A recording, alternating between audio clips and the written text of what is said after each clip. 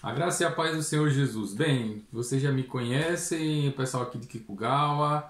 Eu saúdo os irmãos com a graça e a paz do Senhor, tanto aqui de Kikugawa como das demais igrejas Home Church espalhadas pelo Japão. Meu nome é Daniel Ednei, ou tanto faz, Daniel Ednei. E junto ali com o nosso irmão querido Jonathan e também junto com o nosso querido e amigo pastor Gustavo, nós temos buscado ali levar os irmãos a conhecer mais a Deus através da sua palavra, né?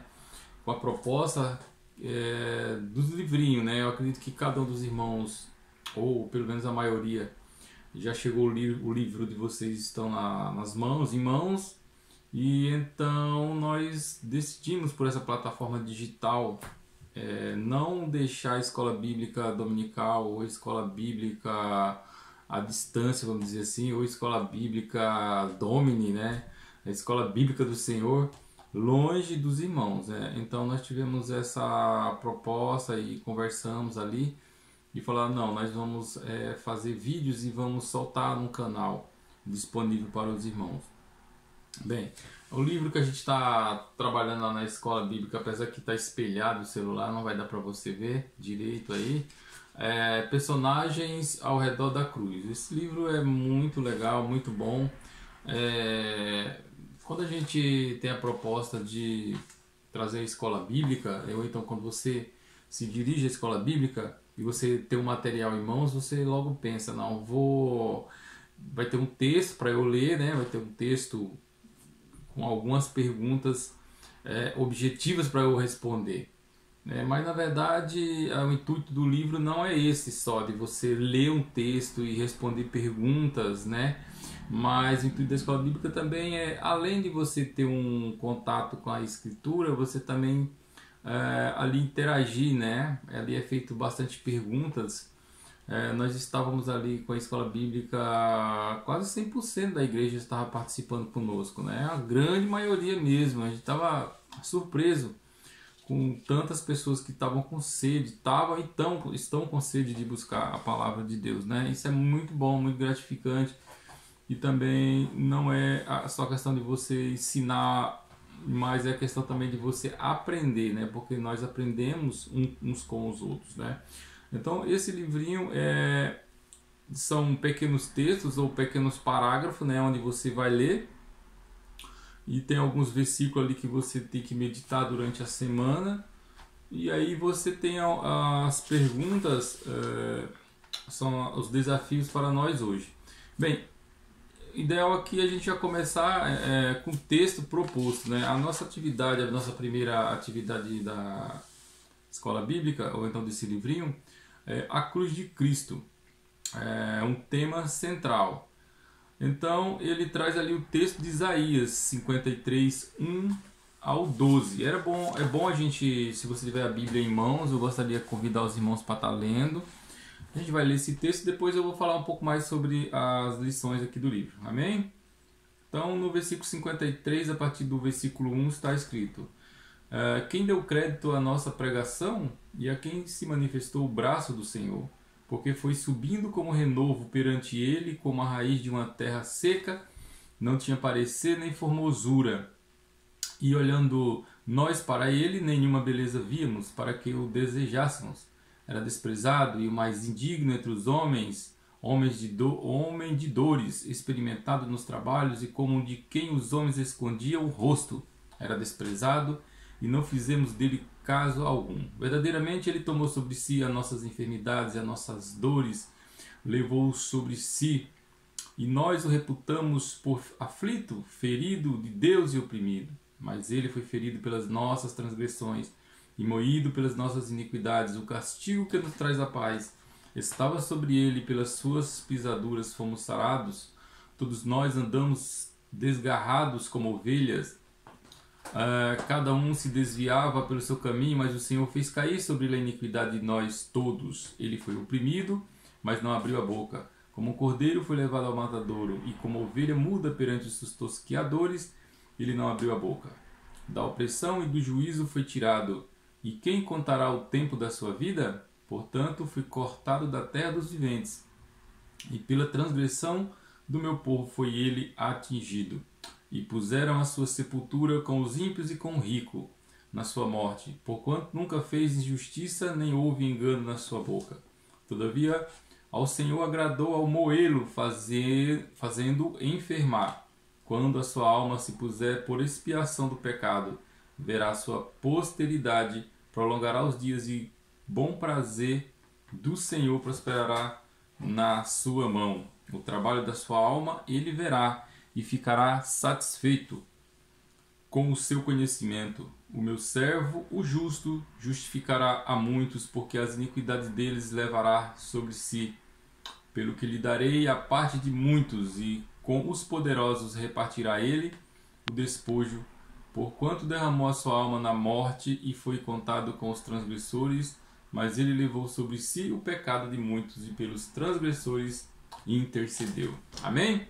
Vamos orar um pouquinho? Senhor Deus, Pai amado, Pai querido, Senhor Deus, queremos que o Senhor fale, Senhor Deus, através desse ensino, através da Tua palavra, Senhor Deus, que não possamos ficar apenas em letras, ó Pai, mas que Teu Espírito, Senhor Deus, que vivifica todas as nossas ações, ó Pai, possa falar ao coração de cada um nesta manhã, nesta tarde ou nesta noite, dependendo da hora que for acessado essa aula, em nome de Jesus, amém. Então, irmãos, nós vemos aqui um texto de Isaías, né, que é o tema central dessa mensagem. E então, depois que mais à frente eu falarei um pouco mais sobre essas passagens aqui de Isaías. Geralmente o livro ele começa também, além do tema central, ele tem um versículo chave, né, que é lá em Hebreus 12 e 2, né, 12 versículo 2. E o alvo da lição também é porque o livro ele incentiva nós a vermos a cruz através das pessoas, né? Ele é bem enfático em relacionar isso, né? Porque ele fala assim que não é só o fato de você estudar a doutrina bíblica, né? Porque quando você estuda apenas o fato da doutrina bíblica, ela pode ficar muito técnica, né? Pode ficar uma coisa muito acadêmica. Mas é quando você vê os personagens, você vê o plano de Deus, o plano de Jesus para o homem, de vir e morrer pelos nossos pecados, né? Então ele fala assim que os personagens à luz de Cristo é para que você, através dessas pessoas, né, você visualize que cada ação de Jesus ele teve um significado.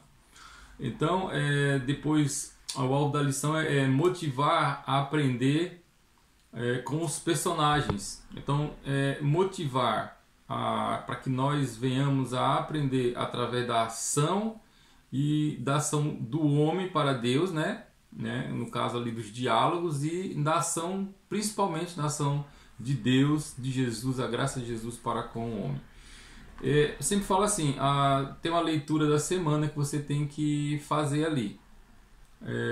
O ideal seria você estar num lugar calmo, tranquilo, sem barulho, com uma boa iluminação, mas geralmente aqui no Japão, como a nossa vida é muito corrida, eu falo assim, leva o livro pro carro, leva o livro no banheiro, leva o livro, sabe, quando você for no Combine, aonde você for, você leva o livro, leva a tua Bíblia, então a Bíblia digital. Apesar que eu tenho um pouco de restrição, não restrição, mas eu tenho um pouco de cautela com a Bíblia digital, né? Porque é bom que a gente aprenda a manusear a Bíblia, né? Até tava brincando uma vez com um pastor tava brincando uma vez comigo, nós dois brincando, né? Falando assim que ele tinha ido numa igreja e parece que só ele tinha uma Bíblia de papel, o resto era tudo Bíblia digital, né? Foi na igreja mais moderna, né? Mais nova, de jovens, né? Mas é duro que a gente vê muitos irmãos às vezes sem o contato assim, com a Bíblia de papel, e até o manuseio fica um pouco difícil, tem que olhar pelo índice para poder conhecer os livros, né? Eu gosto muito da Bíblia de papel, né? Sei lá, o cheiro do livro, né? Muito bom, né?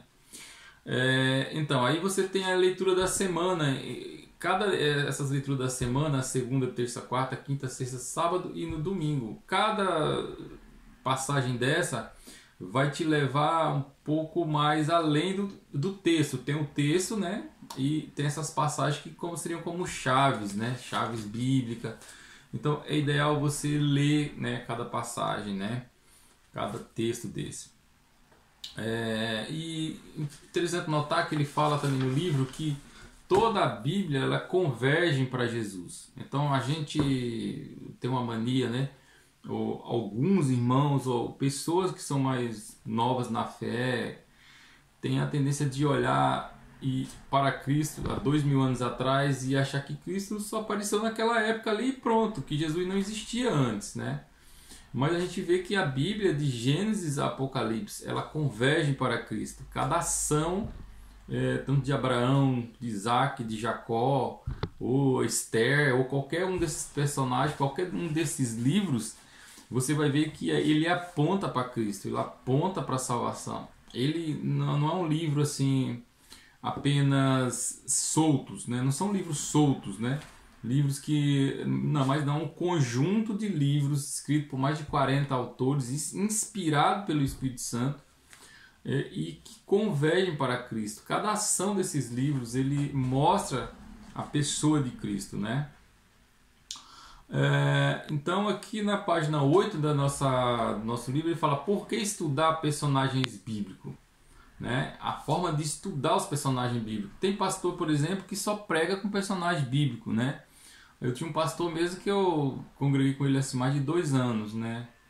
E a maioria das pregações deles era a maioria, eu acho que quase 95%, eles sempre enfatizavam um personagem bíblico, ele sempre trazia um personagem bíblico, a ação daquele personagem, né? O próprio Jesus, ele usou história de personagens bíblicos, de personagem para ilustrar o seu ensino, né? Ele usa ali, na página 8 que nós estamos falando, ele usa Jonas, porque... E outros mais, né? Salomão, ele usa, né, o exemplo de Salomão, porque as pessoas ali eles estavam acostumados já com essas pessoas, porque eles tinham a Bíblia em mãos, eles podiam ler a Bíblia, né? Então eles conseguiam colocar o personagem ali naquilo que Jesus estava falando. Eles conseguiam fazer Jesus conseguia fazer a ligação do que na verdade ele queria. Era uma forma mais fácil, né, mais simples de fazer o povo entender, né? Então ele fala assim, tem uma parte aqui que eu frisei, né, que o personagem é interessante o intuito desse livro de fazer com que você tenha contato com os personagens é que com os acertos e erros dos personagens nós podemos enxergar situações da nossa vida do ponto de vista de Deus e fazer escolhas mais acertadas. Ou seja, quando você olha para o personagem bíblico, você vê, nossa, esse personagem cometeu esse erro, por que eu vou cometer esse erro? Eu não preciso cometer esse erro se ele já cometeu esse erro aqui no caso, né? Se ele cometeu algo grave, né? E ali nós vemos sempre um princípio bíblico naquilo tudo, por que eu vou cometer isso? E outra forma também de você se concentrar nos personagens bíblicos é que você falar, nossa, eu também erro, eles erraram, eu também erro.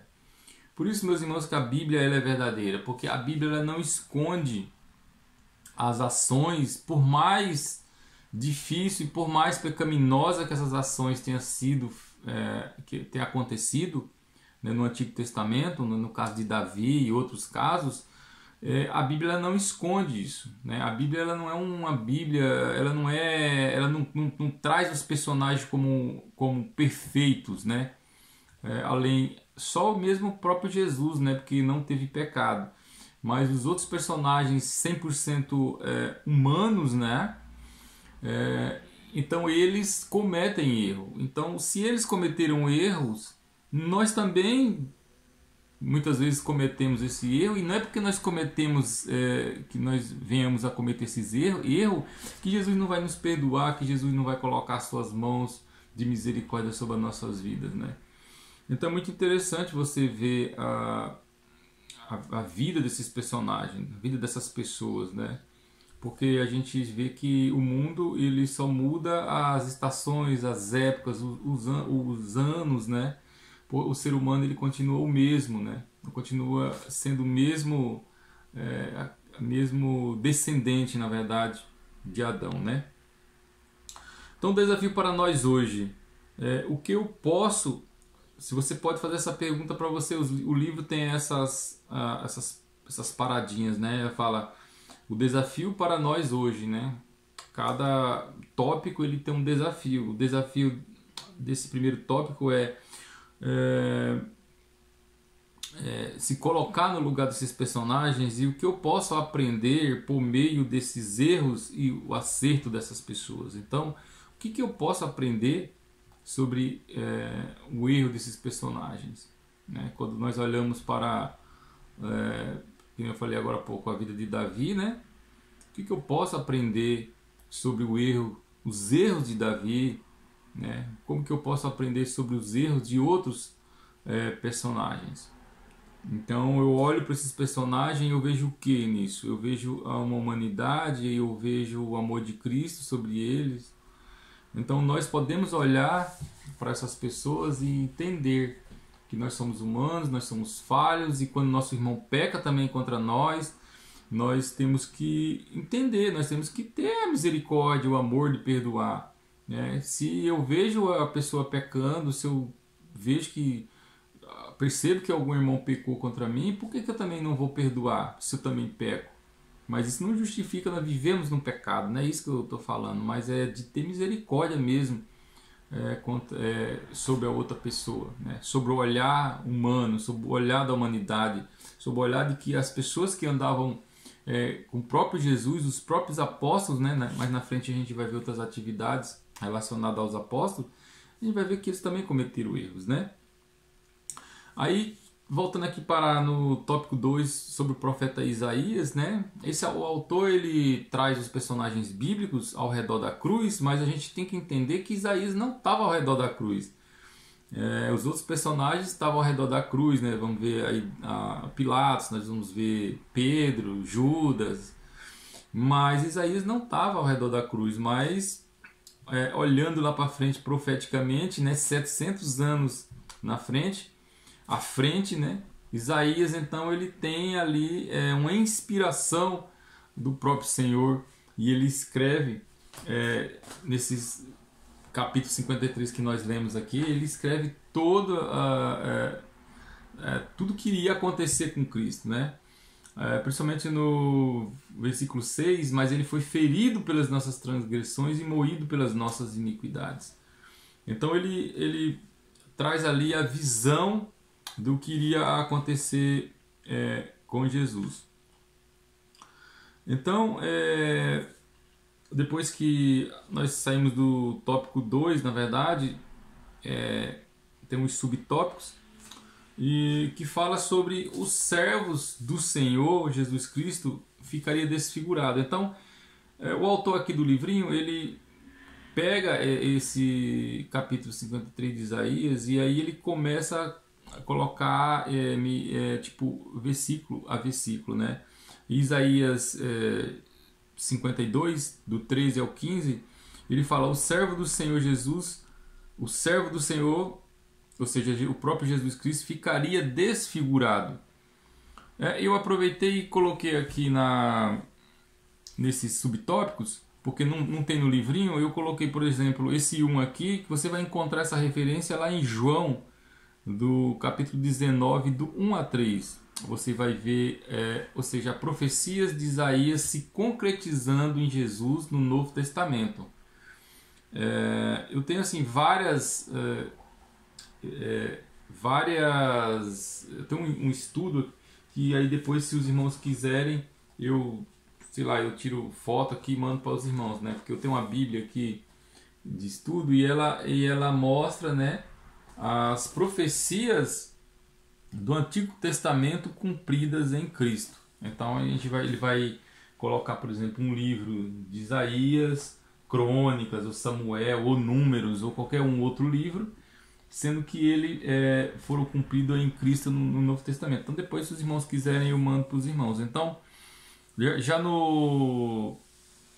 falando aqui sobre que Cristo ficaria desfigurado, ele fala sobre a maldade, fala sobre os açoites, ele fala sobre a questão da pena capital, né? Ou seja, a pena principal dos romanos, que era a crucificação. Então Jesus sofreu demais, né, meus irmãos? E o sofrimento, na verdade, de Cristo, até preguei na igreja um tempo atrás, que Jesus ele tinha toda a autonomia, ele poderia simplesmente falar, eu vou para a cruz, tudo bem. Mas ele poderia não sentir dor, ele poderia, porque ele era Deus. Ele é Deus, né? Mas ele estava na condição de homem e na condição de Deus, 100% homem e 100% Deus, né? Então ele vai para a cruz, ele poderia falar assim, não, eu não vou sentir dor. Né? Ou então ele chegaria na cruz, ficaria lá 1 minuto, 2 minutos crucificado e morreria, né? Falar, já tá bom esse sofrimento. Mas por que Cristo sofre tanto? Porque na verdade quando a gente olha para o sofrimento de Cristo, a gente percebe o quão grande amor Jesus tinha por nós, tem por nós, né? Na cruz mesmo ele optou, quiseram dar vinagre, né, para ele, porque antigamente quando você tomava o vinagre ele era tipo um tipo de um, como é que se fala? É um anestesiante, né, vamos dizer assim. Então você tomava aquele vinagre e aí que vinha dava aquela, você não sentiria tantas dores. Então esse tipo de líquido ele era servido, né, para amenizar, né, a tortura que a pessoa sofria. Mas Jesus ele falou, não quero. Ele poderia ter tomado aquilo para amenizar a dor, mas mesmo assim ele não quis. Então a tortura dos romanos qualquer livro de história que você pegar aí você vai ver, eram coisas terríveis, né? Eles colocavam na ponta do chicote, eles colocavam um pedaço de osso, né? Ferro, né? Qualquer coisa que pudesse machucar você na hora que o chicote batesse nas suas costas, aquilo ali arrancava mesmo sangue, né? A gente vê muito claro isso aí naquele filme Paixão de Cristo de Mel Gibson, né? Já no 2 aqui, ele exemplifica Isaías 53, 1 e 3, que ele seria desprezado e rejeitado. Aqui ele fala muito sobre Jesus ter sido rejeitado pelos judeus, porque os judeus achavam que o Messias iria vir como Davi, né, no cavalo, sabe, com a espada, matando os inimigos, derrubando os romanos, destruindo, colocando Israel livre do jugo romano, né? Então ele não acreditava que Jesus, manso, tranquilo, só pregando o reino, pregando salvação, arrependimento, falando sobre reinos do céu, que meu reino é desse mundo, né? Tanta gente brigando por política, né? Jesus falando, meu reino não é desse mundo, eu não estou muito preocupado com isso, eu não estou muito misturado com essas coisas. A gente vê várias passagens, né, onde Jesus não tá nem muito aí com o reino humano, na verdade, porque ele fala que o reino dele não é daqui. Então os judeus estavam totalmente divididos, né, com várias seitas, né, fariseus, saduceus, zelotes, essênios, e já existiam outras várias ramificações do judaísmo, brigando justamente ali, né, para ver quem estava, vamos dizer assim, no melhor lugar político, né, no melhor lugar de comando ali, né. Israel praticamente todo corrompido, onde o sacerdócio, né, onde várias outras funções ali religiosas eram praticamente negociadas, né. Então Jesus ele é praticamente rejeitado ali por aquele povo ali, porque eles não veem Jesus como um salvador, né, que ele queria. Pedro tem até Jesus fala até isso em Pedro, né, quando Pedro corta a orelha do soldado, né. Jesus fala assim, se eu quisesse, meu pai mandaria miríades de anjos e tal para me socorrer, para me salvar, né. Mas o caso não era esse. Depois nós vemos no 3 também que o servo do Senhor sofreria castigos e dores intensas por causa do nosso pecado, né? Então, assim, na verdade quem matou Jesus, né, tem vários livros de autores falando sobre essa questão aí, que na verdade quem matou Jesus não foi os romanos, né? Não foram os judeus, né? Aí falando agora, lembrei das perseguições semitas, né? Porque se persegue os semitas, se perseguem os judeus desde a Idade Média, né? A gente acha que os judeus foram perseguidos só aqui na guerra, né? Com o nazismo. Na verdade, os judeus são perseguidos desde a Idade Média, na verdade, né? Então, na verdade, quem matou Jesus não foi os judeus, não foi o povo semita, né? Os descendentes de Sem, né? Porque quando fala semita é porque são descendentes de Sem, né? Mas na verdade quem matou Jesus foi os nossos pecados, né? Foi o meu, foi o seu pecado que matou Jesus. Então ele sofreu, né? E nós fomos sarados, né? Pela sua morte. No 4 aqui, no tópico 4, apesar de ser maltratado e humilhado, não diria uma só palavra, né? Jesus, ele praticamente, para tudo que Jesus passou, na verdade, era para se cumprir as escrituras, né? Jesus não fez nada assim que não, sabe? Porque isso aí eu trago a nossa mente isso aí, porque muita gente tem a mania de fazer assim, mas não precisa se cumprir a escritura, né? Agora tá modinha, né? Na internet tem muitos assim pastores, né? Alguns caras, coach, né? Não sei se é coach, não sei como é que fala isso não. Que eles falam assim, não precisa cumprir a escritura, não precisa você viver a escritura, você tem que viver a Cristo, né? Você é livre para viver Cristo, né? Interessante que o próprio Jesus, sendo filho de Deus, ele cumpriu as escrituras, né? Todos os passos dele sempre foram para cumprir as escrituras, para cumprir aquilo que estava sendo previsto dele, né? Que foram profetizados, né, pelos profetas menores, pelos profetas maiores e nos outros livros, né? Então, apesar de ser maltratado e humilhado, Jesus ele não disse apenas uma só palavra, né? Ele fala que como ovelha muda, ele fugiu dos seus tosqueadores. Como ovelha muda diante dos seus tosqueadores. Desculpa. Então ele ficou mudo. Poderia ter se defendido lá, né, de frente de Pilatos, de frente da multidão. Ele não quis se defender, não precisou disso. Para que se defender, né? Ele estava ciente do que ele estava fazendo ali. Na verdade, ele nasceu, né? Ele veio ao mundo para isso, não para ficar reclamando. E nós, né? Temos abrindo um parênteses aqui sobre a questão da murmuração, né? Será que mesmo sofrendo, mesmo na dificuldade, a gente está murmurando, a gente está falando, sabe? Imagine nós como pais, às vezes falando para nossos filhos, filho, faça isso, faça aquilo. E é chato quando o nosso filho murmura, né, e reclama. Mesma coisa, acho que Deus pensa de nós. Estou pedindo para meu filho fazer isso, ou eu estou colocando ele em determinado lugar, estou mudando ele de determinado lugar. E muitas vezes nós estamos pensando o que eu vou ganhar com isso, mas a gente não coloca na nossa mente mais o que Deus quer com isso, o que Ele está querendo que eu perceba, né? Algumas situações que nós estamos sendo levados. Será que Deus não está querendo falar alguma coisa conosco? Isso que a gente tem que pensar. Nós temos murmurado muito, sabe? Agradecido pouco a Deus, murmurado demais, sabe, meus irmãos? Eu tenho muitos anos aí que eu tenho me policiado e vigiado sobre essa questão da murmuração, sabe? Jesus mesmo, em toda dificuldade, ali na cruz, ele estava preocupado com Pedro, estava preocupado com a mãe dele, né? Ele estava preocupado com os dois, praticamente com os dois malfeitores que estavam na cruz, e ainda tem tempo ali de conversar com eles. Imagina você se contorcendo de dor, com toda dificuldade, você ainda se preocupar com esses detalhes, né?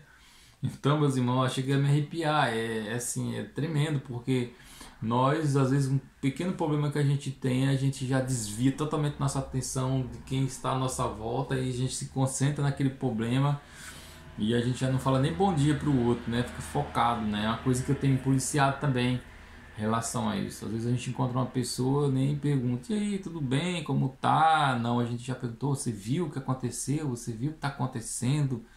Sabe, já leva a pessoa, às vezes a pessoa já vem com problema, já está carregada de problema, a gente, ao invés de falar um pouco, não, a gente já vai, você viu lá, você viu a notícia, você viu o que está acontecendo, é isso mesmo, é o vírus, é o corona, é a dificuldade, é a falta de emprego, né, é isso, é aquilo outro, né, é complicado, né, então a gente tem que parar de murmurar. E o seu sacrifício também seria voluntário. Ele morreria como criminoso e intercederia pelos nossos pecados, né? Jesus está ali intercedendo pelos nossos pecados. Ele ofereceu a sua vida como sacrifício para tirar pecados. Ele deu a sua própria vida e ele levou a culpa dos pecados de muitos. Jesus foi à cruz então voluntariamente por amor de nós, né? Ele não foi forçado, ele foi porque ele nos amou. E a Bíblia fala que ele nos amou primeiro. Antes de você amar Jesus, ele já te amava, né? Imagina, se Jesus nos amasse só se nós amássemos ele, né? Então a Bíblia fala que ele nos amou primeiro. Então isso é revelado para Isaías 700 anos antes de Cristo, todas essas profecias que iria acontecer com Jesus. Na página 10 aqui, se você tiver aí, você pode me acompanhar. O desafio para nós hoje. No que se trata de Cristo, quase todo mundo tem uma opinião ou uma atitude. Há pessoas que ignoram Jesus, ou tem gente que aceita Jesus, outros rejeitam Jesus. Quem o ame também, quem o despreze. Qual tem sido a sua opinião ou sua atitude relacionada a Jesus? Será que você não tem que ajustar suas expectativas em vez de rejeitar Jesus? Então é essa pergunta que ele nos traz à reflexão, né? Qual que tem sido a nossa atitude em relação à pessoa de Jesus, ao sacrifício de Jesus? O que você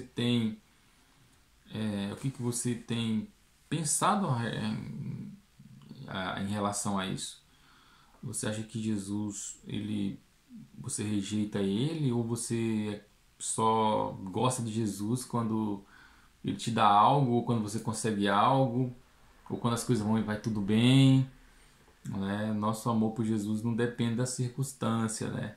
Tem até uma musiquinha que fala: não olha as circunstâncias, não, não, não, olha o seu amor, seu grande amor, não me prendo por vistas, alegre sou. Sou dessa época aí, hein? Bem antiga essa música. Acho que alguém só ler uma voz mais bonita, né? Seria legal. Bem, os evangelhos e a salvação. No tópico 3 nós temos o evangelho e a salvação. Os 4 evangelhos estão ricos em informação. Várias informações há no evangelho. Cada evangelista, ele tinha um público-alvo. A gente está lendo o evangelho e fala assim: não, mas eu já vi isso aqui no outro evangelho. Realmente, são os evangelhos sinóticos, né? Sinóticos.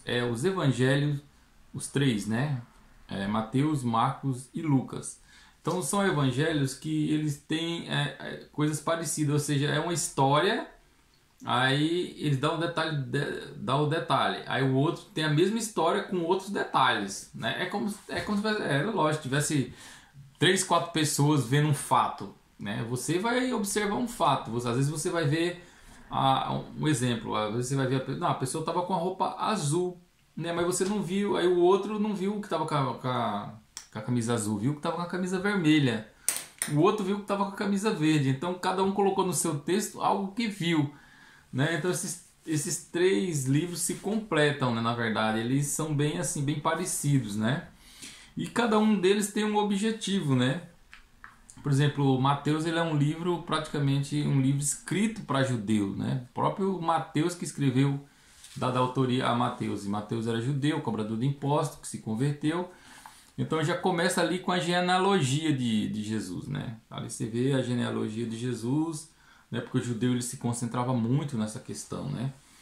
Então nós vemos que cada evangelho desse ele traz uma linguagem para aquele povo que vai ler aquele evangelho, né? Então depois nós temos o evangelho de Marcos, que alguns estudiosos acreditam que Marcos seja o primeiro evangelho, né? E não o Mateus, Marcos, o segundo, né? No caso. Mas Marcos seria o primeiro evangelho que foi escrito. E Marcos então escreve esse evangelho, que Marcos também não era discípulo de Jesus, ele não andou com Jesus, né? Mateus sim, mas Marcos não. Então Marcos escreve esse evangelho, né? Praticamente depois de 60 anos depois da morte de Cristo, né? No ano 60, se não me engano. Eu não estou bem certo aqui, vocês irmãos me perdoem, depois vocês podem pesquisar melhor isso aí. Vários detalhes que a gente está falando aqui, é bom que os irmãos se atentem e pesquisem na internet, né? Às vezes, esse é o intuito da escola bíblica, né? É você trazer informação e você trazer, irmão, eu vi lá, é mesmo, é aquela data que você falou. Então, não é aquela data. É legal, é isso que eu tô falando. Que eu e você, nós aprendemos junto. Né? É o professor que aprende com o aluno que aprende com o professor. E é assim que funciona a questão do aprendizado. São feitos pontes, né? Então, depois nós temos Marcos, que é o evangelho para os romanos, né? Marcos escreve, então, para romanos, e Marcos coloca Jesus ali, né, como servo, né? Ele tipifica, vamos dizer, né? Um exemplo. Tipifica Jesus ali como servo, né? Em Marcos 10:45, né? É que Jesus veio para servir da sua vida em resgate de muitos. Ele não veio ser servido, ele veio servir. Então, Marcos mostra Jesus como servo. Depois, nós temos o evangelho de Lucas, né? Que Lucas, ele é um historiador, na verdade, também não andou com Jesus, mas ele é um historiador. E ele escreve com muita precisão mesmo o evangelho de Lucas e Atos, né, dos Apóstolos, né? Que alguns falam que pode ser chamado Atos do Espírito Santo, né? Porque a gente vê um poder ali, o Espírito Santo agindo, não que ele não tenha agido desde o Antigo Testamento, né? O Espírito Santo, ele age, né, desde antes da fundação do mundo, né? Mas ele, em Atos, a gente vê uma coisa bem forte, né, relacionada à ação do Espírito Santo. Então nós vemos ali que Lucas escreve então para os gregos. Ele era um médico e ele é um historiador muito bom escritor. E então ele escreve esse livro aí. Lucas, então, ele destaca que Jesus veio salvar os desprezados, como os samaritanos, por exemplo, né? Então os samaritanos eram um povo desprezado pelos próprios judeus. Por quê? Porque os samaritanos, eles eram misturados, vamos dizer assim. Os judeus não gostavam de samaritano, porque os samaritanos, eles eram misturados. Porque você lembra ali de Jeremias, quando o povo é levado cativo para a Babilônia, né? Então eles levam os jovens, né? E aí ele leva ali Daniel, Sadraque, Mesaque, Abednego, né? Aquele pessoal todo ali. Então eles levam os jovens, né? E aí então eles deixam em Jerusalém o pessoal mais de idade, o pessoal mais velho, né? Chegam alguns historiadores. E com o tempo essas terras ali em Jerusalém, né? As terras de toda a Judéia ali, elas são invadidas aos poucos, né? E aí vai juntando vários povos de aquele povo lá que brigava muito com Israel. E então esse povo, eles vão se misturando com os judeus, né? Porque os judeus não estão presentes ali, eles ficam praticamente 60 anos afastados daquela terra, e quando eles retornam, tem um povo misturado, miscigenado, um pessoal que mistura a prática judaica com as outras práticas, né? Onde eles sacrificam para outros ídolos e tal, e tal, e tal. Então eles têm umas práticas misturadas. Então os judeus, eles não gostam de jeito nenhum de samaritano, eles não se dava com samaritano, né? Então Lucas aqui então coloca ali samaritano, como é que fala? Lucas coloca ali a Jesus, ele veio salvar o desprezado, né? Como os samaritanos, né? Enfatiza os samaritanos, os pecadores, as mulheres, os gentios, né? Ele enfatiza muito os gentios, que os gentios somos nós, né? O povo que não é judeu, né? Aquele que não é judeu. E aí depois nós temos por último o evangelho de João, né? Os 4 evangelhos, e o evangelho de João é um evangelho, vamos dizer assim, mais apologético, né? Eu costumo falar assim, um evangelho mais apologético, um evangelho que defende mais a fé, um evangelho que coloca mais Jesus realmente sendo como Deus mesmo, 100% Deus, né? É tanto que lá em João 1 ele fala, no princípio era o verbo e o verbo estava com Deus. E o verbo era Deus, né? Então ele coloca assim, enfatiza bem a questão. Por quê? Na época que João escreveu o seu evangelho, já existiam várias seitas, né? Entrando dentro da igreja, né? Se misturando e com outros ensinamentos sobre a pessoa de Jesus, né? Jesus era 100% Deus, era 100% homem, como que era? Então várias, né? E principalmente o gnosticismo que ainda está em voga na nossa época, né? Está retornando, né? Tem alguns pontinhos aí de estudo de gnosticismo. Então assim, o gnosticismo era muito forte. E então João então escreve um livro assim, tratando muito da deidade de Jesus, que Jesus realmente era Deus e é Deus, né? Então as pessoas perguntam, quando eu começar a ler, se converti há pouco tempo, qual os livros que eu leio? Eu falo, leia o João, né? Que é um livro assim, nesse sentido, trata muito a pessoa de Jesus. E Gênesis, né? Você pode fazer intercalar entre Gênesis e João, tá? Fica legal, porque aí você pode ler um capítulo por dia, um capítulo de João, um capítulo de Gênesis. E no final aqui ele fala o desafio para nós hoje. Você já investiu na leitura, na meditação e no estudo dos evangelhos a fim de buscar conhecer mais sobre o Salvador e o Senhor da sua vida? Como que está o seu investimento? Não quero saber do seu investimento nas ações não, tá? Não quero saber do seu investimento no banco, do seu investimento... Sabe, porque às vezes você vai na fábrica, tem pessoas falando, o dólar hoje está tanto, o dólar está tanto, está assado, está não sei o que, o dólar é isso, a pólice não sei o que, eu vou investir não sei na onde, tem um... Sabe? Mas o livro ele fala assim, como está sendo o seu investimento na leitura dos evangelhos? Você tem se dedicado à leitura dos evangelhos? Você tem feito uma proposta, olha, até o final do ano eu vou ler a Bíblia toda. Você já leu a Bíblia toda? Você já leu, por exemplo, o Evangelho de João todo? Você já leu o Mateus todo? Tá? Então você tem um desafio aí para você. O que você pretende fazer esse ano? Qual que é a sua meta até o final do ano, biblicamente falando? Você vai ler um livro? Vai meditar sobre o livro de João? Sobre o livro de Crônica, Esdras, Neemias? O que você vai fazer? Então ele deixa, quem sabe Isaías, né? Lê o livro de Isaías, né? Lê o livro de Isaías todo para você ver que maravilha que é o livro do profeta Isaías, né? Então você pode ter um desafio aí, tá bom? Então, meus irmãos, eu espero que eu tenha auxiliado vocês de alguma forma, né? Perdoe aí alguma coisa, eu poderia acrescentar mais alguma coisa para os irmãos. Na verdade, eu gosto mesmo de interagir com o povo, sabe? Eu gosto mesmo de estar junto do povo, de estar dando aula, ou então de estar vendo olho no olho. Mas eu acredito que a ferramenta que nós temos nesse momento é essa. Eu preciso aprender a mexer melhor nisso aí, nessas ferramentas digitais. Há alguns recursos digitais melhor, uma música de fundo, né? Colocar algumas coisas aí. Os irmãos me perdoem nesse sentido, né? Então a gente vai encerrar aqui, tá? E tem a conclusão aqui da lição, da primeira lição. A segunda lição aqui em Judas, provavelmente é o irmão Jonas que irá dar, tá bem? Vai estar na nossa página aí. Mas aqui para concluir, que privilégio sermos salvos por aquele que nos amou, a ponto de entregar sua vida por nós. Você está preparado para embarcar no estudo daquele precioso dia em que Cristo livremente se entregou para sofrer em nosso lugar? Você está preparado para ler esse livro? Preparado para investir um tempo de leitura nesse livrinho aqui? Se você não tiver esse livrinho aqui, procure o pastor Gustavo, procure o pastor Vitor, nosso querido pastor Vitor, um abraço. Procure, né? Me procure também no Facebook, me adicione lá no Facebook, Ednei Daniel, né? Na página aqui da igreja, nós estamos ali na página da igreja de Kikugawa, né? E o que eu puder auxiliar os irmãos, eu também estou à disposição, tá?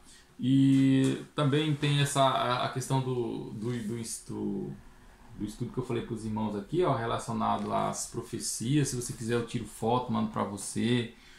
Sei lá, se você quiser uma orientação, se você quiser, sei lá, tirar alguma dúvida, né? A gente depois vai fazer uma live curtinha. A ideia talvez seja essa, fazer uma live curtinha e tirar algumas dúvidas ou conversar com algum de vocês, tá bom? Um abraço, um grande beijo, Deus abençoe vocês. Tenham uma semana abençoada na presença do Senhor. É muito bom estar com vocês. Espero que logo mais passe toda essa tempestade que a gente está vivendo no mundo, né? Que nós possamos estar orando pelo Brasil, orando pelo Japão, orando pelo mundo em geral, meus irmãos, para que a Igreja de Cristo volte a se reunir, né? Volte, que eu possa ver olho no olho de vocês, que possamos nos abraçar, que possamos nos confraternizar e que possamos cultuar o nosso Deus, né? Cantar louvores e engrandecer o nosso Deus. Um abraço, fiquem com Deus e Deus abençoe a todos. Amém.